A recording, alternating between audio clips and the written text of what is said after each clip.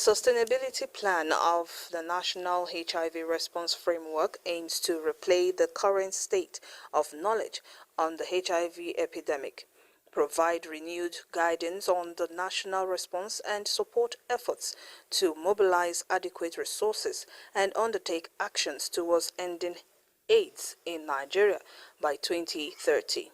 With Nigeria recording 45,000 new infections, Director General NACA Dr. Temitope Olori says a lot still needs to be done, especially at the local and state levels. What this discussion is bringing stakeholders from the state level, from the local government level, to discuss ownership, to discuss accountability, to discuss how to use government-mandated structures in the HIV response. It is important that we sit down, so our stakeholders, especially at the state level, to discuss and engage and say what is a pathway, to sustainability. So a conversation has started.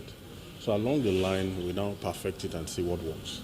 But stakeholders indicate that some factors to include encouragement of local production of HIV response commodities, mandatory options on use of health insurance, and human resources, among others, must be considered. In Abuja, Deborah Balagugu, NTA News. As Ondo State governorship election approaches, key activities are unfolding across the state.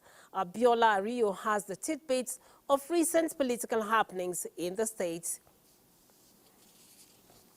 Members of the All Progressives Congress APC alongside its governorship candidate Lucky Aiyedatiwa during its local government campaign was at the palace of the Deji of Akure, Oba Aladelusi Aladetoyinbo Ogunlade, to pay homage to the traditional institution with the assurance of making life more comfortable for the people of the state if elected as governor come November 16, promising to align the 2025 state budget with current needs. In another development, the National Orientation Agency, in partnership with INEC, held a sensitization program aimed at educating the electorate on their civic duties and responsibilities ahead of the November 16th governorship election in the state.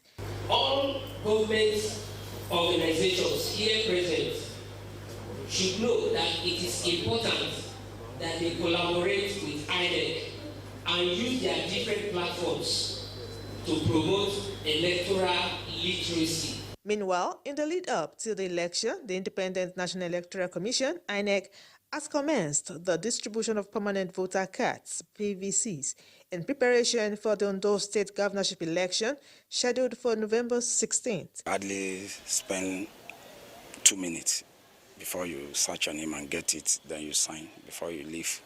It means a lot, but I'm so happy to collect it now.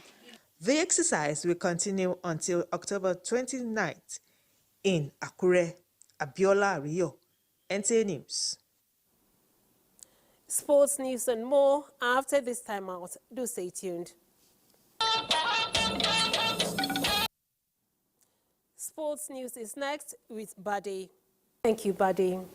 Now, President Bola Tinubu has commiserated with the family of late President General of Ohaneze Ndigbo, Chief Emmanuel Iwanyawu, the government and people of Imo State, as the burial rites begins soon.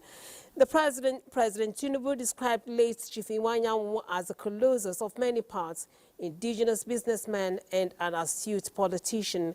The President points to his contributions on many official callings towards the socio-economic development of the nation, including Iwanyawu National Football Club, now Heartland FC, which he founded in 1985, that won several national and international championships.